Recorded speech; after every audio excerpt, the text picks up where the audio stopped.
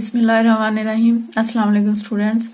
आज हम पढ़ेंगे molecular maths and formula maths. Molecule हो या फार्मूला यूनिट है, दोनों का मैथ्स कैलकुलेट करने का एक ही मेथड है।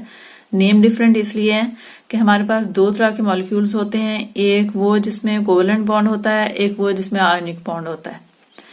या हम ये कह सकते हैं कि जो हमारे पास मॉलिक्यूलर कंपाउंड्स होते हैं वो इंडिपेंडेंटली एग्जिस्ट करते हैं और नॉर्मली वो ज़्यादातर लिक्विड फॉर्म में होते हैं, और जो सॉलिड कंपाउंड्स होते हैं वो आयनिक फॉर्म में होते हैं, क्रिस्टल्स की फॉर्म में होते हैं, उनमें आयनिक बॉन्ड होता है और उसमें बहुत सारे मॉलिक्यूल्स होते हैं।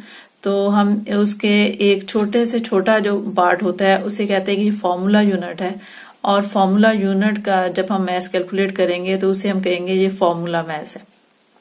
फॉर एग्जाम्पल हमारे पास, हम पहले बात करते हैं मॉलिक्यूलर मैथ्स की।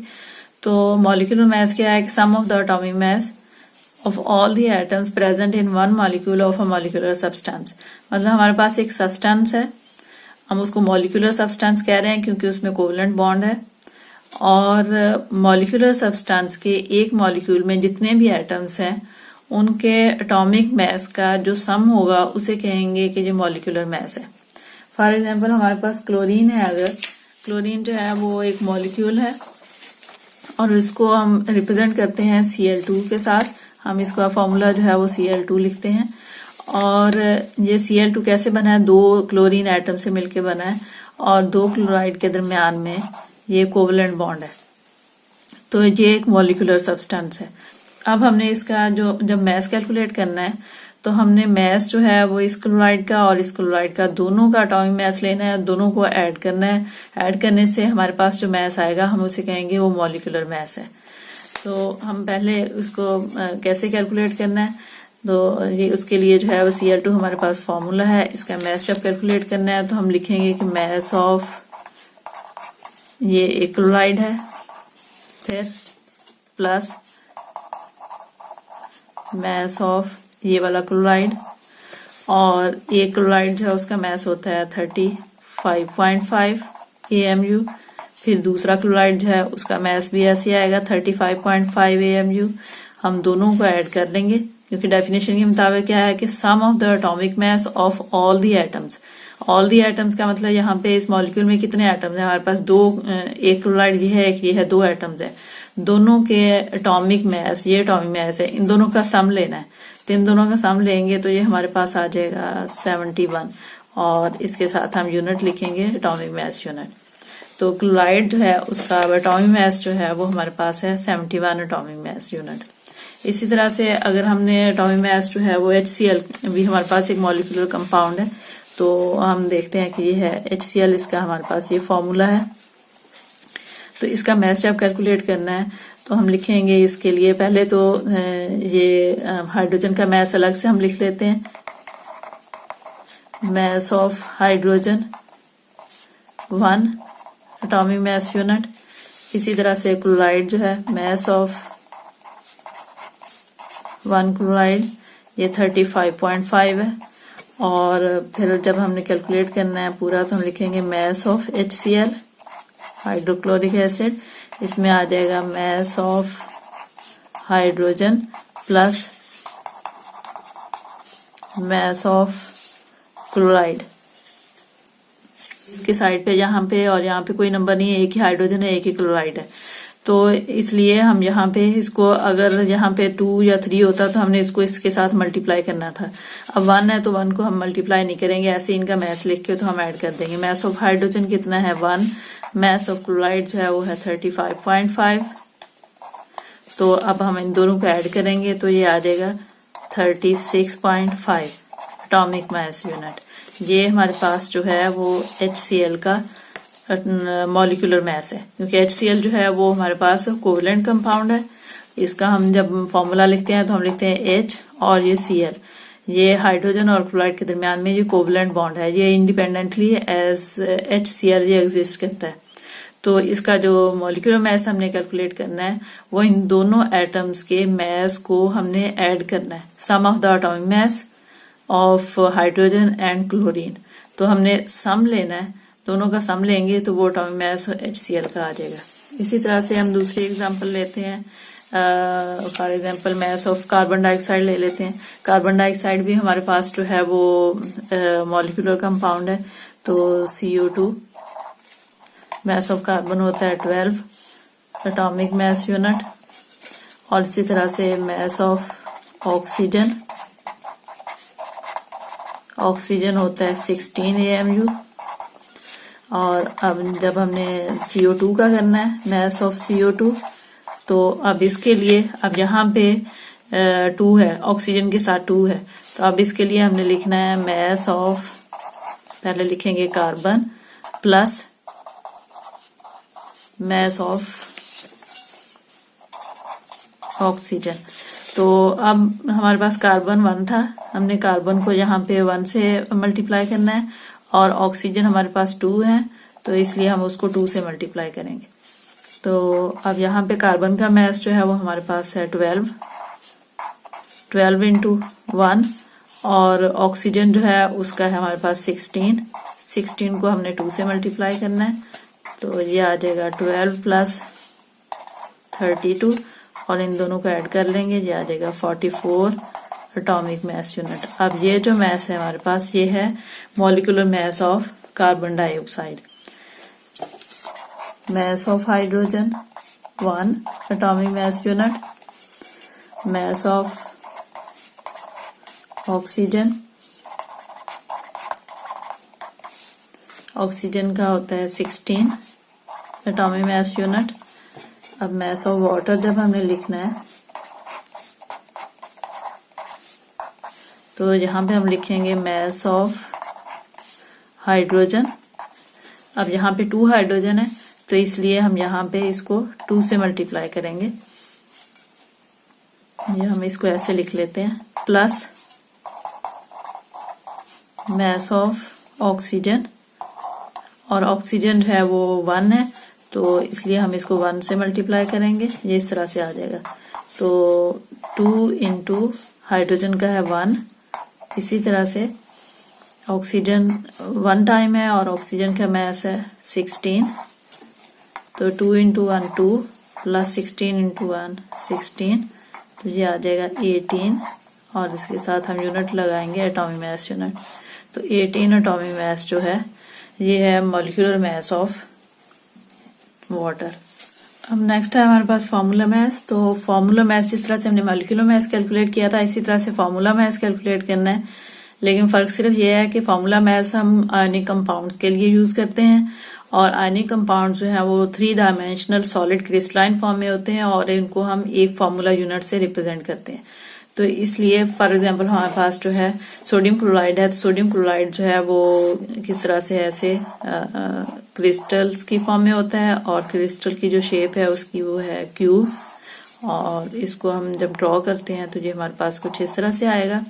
यहाँ पे जो है वो है सोडियम है, अगर तो ये क्लोराइड है, ये फिर सोडियम आएगा, ये क्लोराइड आएगा, इधर सोडियम आएगा, इधर क्लोराइड आएगा, और इसी तरह से बैक साइड को हम इस तरह से डॉट से रिप्रेजेंट करेंगे।